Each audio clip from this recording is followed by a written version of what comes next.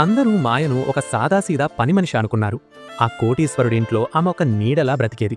కాని ఈరోజు ఆ నీడ నిలదీయాలని నిర్ణయించుకుంది. అదంతా ఒక శబ్దంతో మొదలైంది. సోఫాలో కూర్చున్న సోఫియా మాయ కాళ్ల దగ్గర ఖరీదైన షాంపెయిన్ గ్లాసును విసిరికొట్టింది. దీన్ని శుభ్రం చెయ్యు, నీ బ్రతుకంతా ఇంతే అంటూ సోఫియా వెక్కిరించింది. ఈ తివాచీ ఖరీదు నీ జీవితం కంటే ఎక్కువ అని అరిచింది. మాయ ఏడవలేదు, కనీసం భయపడలేదు.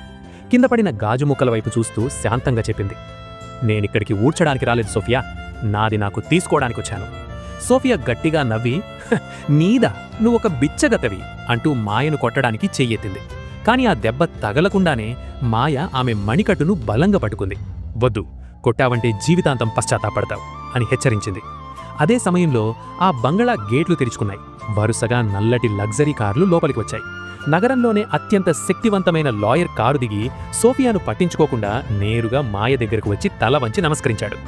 మేడం చైర్పర్సన్, అన్నీ పూర్తయ్యాయి. ఇప్పుడు ఈ ఆస్తికి, కంపెనీకి మీరే 100% యజమాని అని ప్రకటించాడు. సోఫియా ముఖం పాలిపోయింది. చైర్పర్సనా? లేదు, ఇది పని మనిషి అని అరిచింది.